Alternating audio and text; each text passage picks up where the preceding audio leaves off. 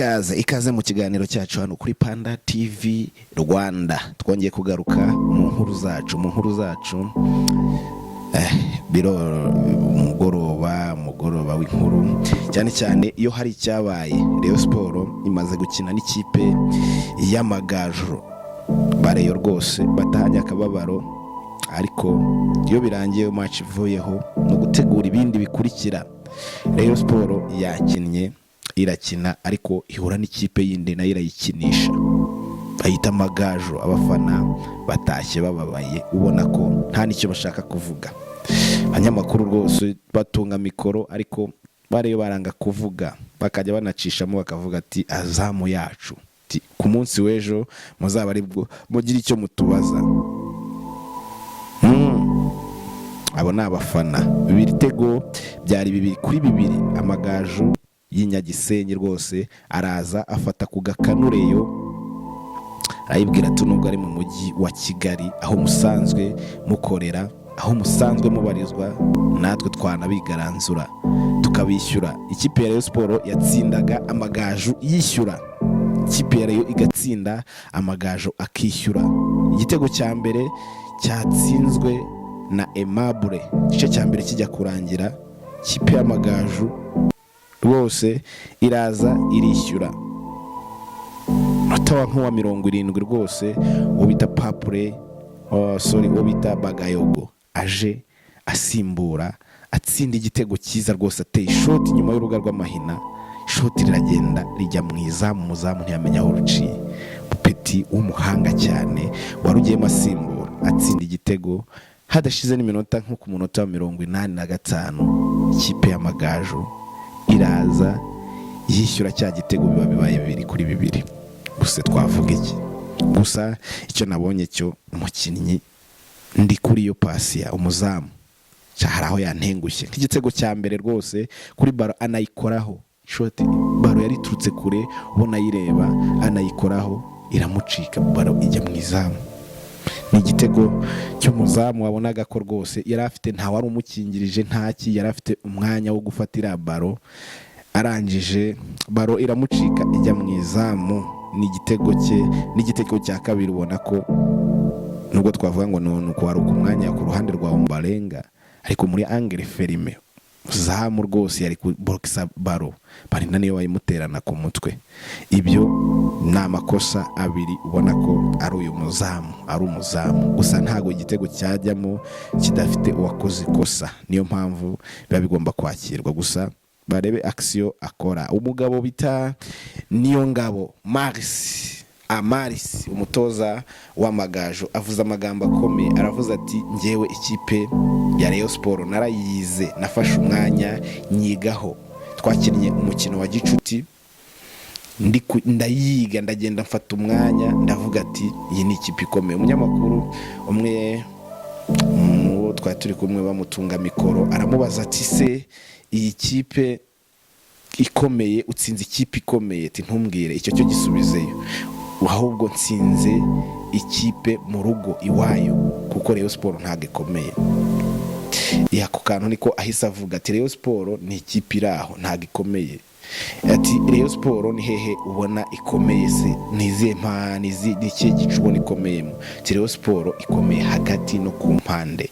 Icyo nicyo kintu nabashije gukora, niga impande zayo, mbasha kuzibroka. Omborenga babonye ko Omborenga nta kintu yageza akina, kandi nibyo koko Omborenga yagiye aramufata, ntegeza akina uruhande rundi rw'ibumoso, narwo araruzirika, ntibegeze bakina hagati. Ubwo urumva ko ikipe yayirangije.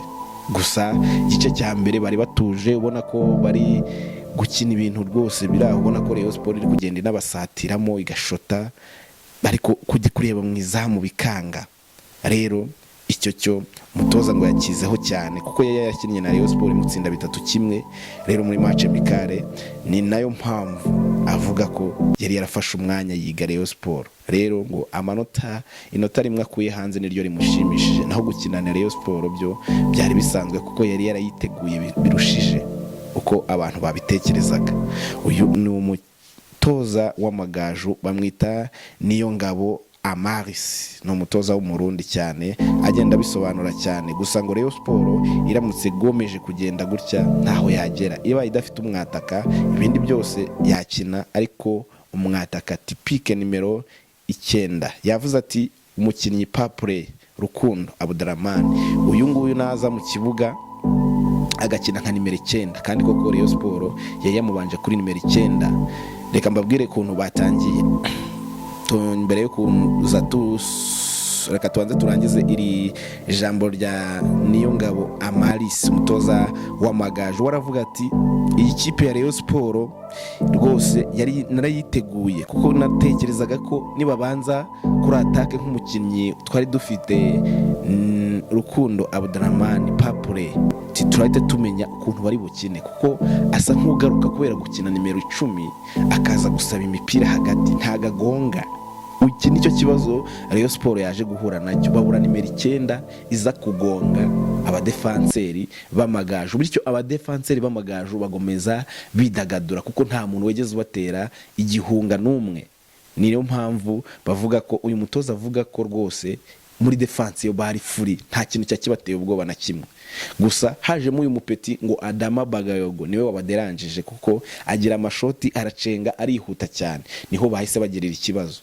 Ariko baza kugaruka vuba vuba, buryo bwo guhita bagaruka bakishyura igitego yaramaze kubatsinda. Ubundi rwose twabaraga ko match irangiye Rayon Sport itsinze ibitego 2-1, ariko baza gukora ikosa biturutse ku ruhande rw'iburyo, ku ruhande rwa Ombolenga rwose wabogize n'amanota makeya cyane. We n'uyu muzamu Ndikuriho Pasia, uyu nguyu rwose ni mu bakinnyi bashobora kuba bagize manota make mu bantu twarebanye match babibonye.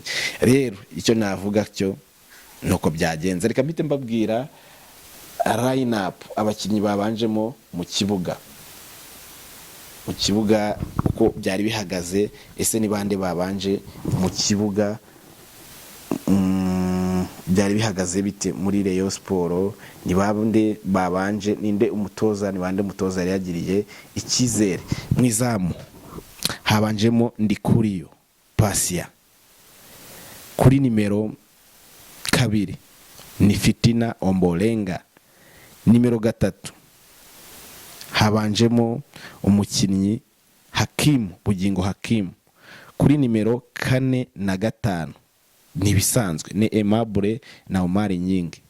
Noneho mu kibuga hagati yakikinishije umukasero umwe bamwita Safe, yakinnye neza rwose mu kibuga hagati, nimero 8 ubwo hahise hakina uwo bita Muhire Keve. Noneho nimero 10 hakina Fisto, uruhande rumwe rucaho Erenga Kanga, urundi rucaho Aziz Basane.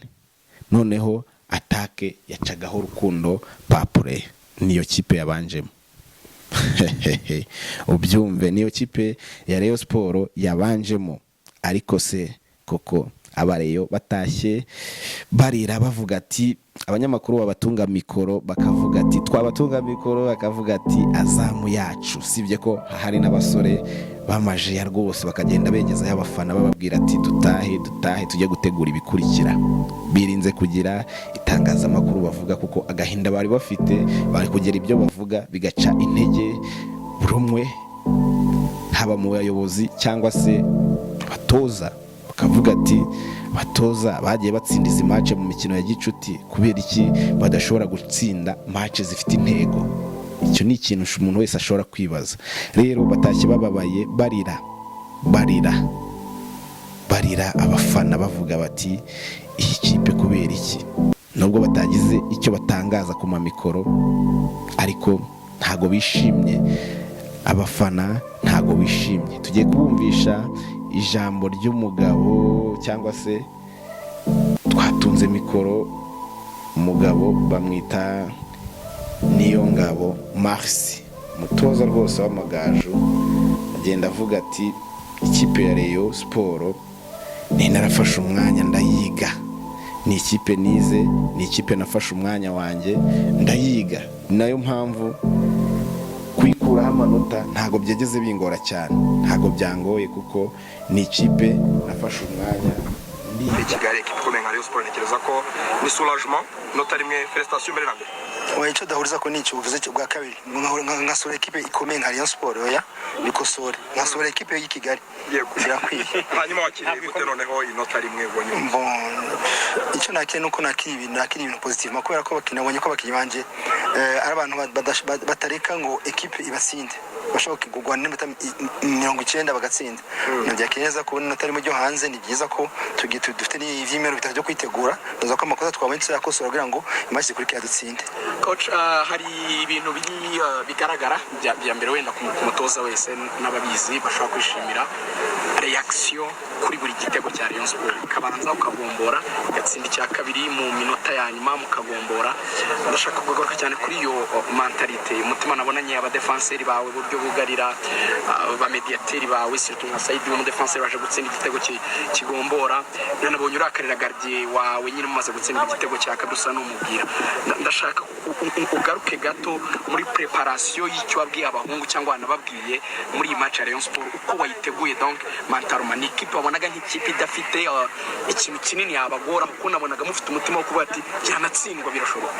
Urumva cyane na mbere Rayon Sport ni ikipe tuvuga ko ikipe nkuru mugabo ko twitegura ikipe siko dutegura n'izindi ikipe numva ko iyi match yakinywe tactiquement n'abatoza mugabo hano ushobora gushuka sanga wasumuje ubwenge mugenzi wawe twafashe option ko tubarekera umupira mugabo turonse umupira twawuvyaza umusaruro batsinze igitego kimwe cyo umupira w'umutekano n'ikindi cyo muri jeu natwe twagize uko nyene umupira w'umutekano n'umupira wo muri jeu nuba ariko twaprepare ikipe tuvuga ati Rayon Sport nshaka gutsinda kubera ko bavuga byinshi ngo abakinnyi bagiye bagatse mugabo nibaza ko mu kibuga hari abakinnyi 11 hanyuma ikavana spirit babahaye kubona ko bashaka kugwana gushaka umunota wa nyuma kandi bashaka kubona intsinzi cyo dona abakinnyi banje twajenga tuvuga turi confiant tubona pressure twari dufite rero ni arifite pressure imaze kunganya umukino umwe ngaye Kigali yarondera amanota kugira ngo igira amanota 4 match kuri kenya match ya APR umva twona pressure dufite tuvuga ati dukine dutuze cyo tubona ko abakinnyi bari banatuje habaye ibitego mugabo kubona ari bisanzwe bashaka kugomba cyo gituma mbona ko twagerageje gukora ivyo ngiye ngo dutsinde. Ikipe yawe mu bwiza bwayo ugeraje kudufasha noneho reka umpe nk'akantu umuntu yafata nk'icyo bita hint ni adversaire ni bihe wabonye nyine afite nk'amadefo cyangwa nk'amadeshe mu mikindeye donc mwa profise wasomye muri match. Urazi ko Rayon twakiye match ya friendly match idutsinda 3 kuri kimwe mugabo turaza abakinnyi bayo tuba tuzi ko Rayon Sport ikomeye ku mpande igakomeye no hagati twagerageje gufunga ku mpande baza ko atamu fullback nimwe yagize centre cyangwa umwiri amadufunga hagati ibitego twatse n'ibitego ko ibyo bita contre courant umusha kugura ikosa bagutsinda mugabo nta igitego bavuze ngo bateguye baragitsinda ngo ko habaye amakosa rero twateguye match turavye Rayon Sport n'abakinnyi ifite mugabo uvuga ko uko nk'aba back banje n'aba wing banje bakinyi byara batumye 200% kubera ko nta mu back wa Rayon Sport yagize centre cyangwa mu wing yagize centre ko naona ko nabajya hari ikintu twabonye ko aba wing ba Rayon Sport binjira hagati bakareka imyanya ku ruhande babonye ko aba back banje binjira nabo hagati bagafunga hagati kandi babe benshi bagafunga imyanya rero tactiquement bavuga ko abakinyi banje 80% bakoze ibintu n'abatumye. Hanyuma umutoza kugira ngo nimu hagiye no kurana umwaka w'imikino ushize watangiye neza ariko mu minsi ya nyuma usanga bigenda byanga umunsi none ufite ikizere kiko cyangwa se nyiri somo kwemo ku buryo noneho ritime utangiranye shampiyona nayo ushobora kudarangiza. Mbonibaza ko no umwaka ushize kwanza twatanga preparation kirikare twaratevye gato uyu mugabo unibaza ko bijya vyabaye mu mwaka ushize bitazongera twara icyo buta washobora gukora ikosa ukarikosora urone baza ko ingufu dutangiranye nizo tuzakomeza kubera ko je misanzwe nkonda ko effectif bitabakima 23 abanyezamu batatu n'abakinyi 20 nkoko mpereza chance abana bose bagakina abonye ko mujya mu back gauche nashizemo n'umwana muto twazamuye muri junior y'amagajo abantu babonye nkonye akageza bwati mugabo umuntu wose nuko mu mwanya kugira ngo bose bakine biyumvemo ko ari group rero nibaza ko byashitse byabaye mwaka ushize bitazongera bagutumye cy'ubuyobozi je nibaza ko bantumye ko myanya myiza gikombe sinobesha ngo gikombe mugabo gikombe cy'amahoro tsagihatanira kwinjiza Seti ndetse n'amapori ugakuramo Destin Maranda ntekereza ko yari shuwa mwabanje gutekerezaho ko yabaye satisfait. Neza ko Maranda yari kuri point mugabo ajya muhungu yitwa Serafin no mama n'umwataka do point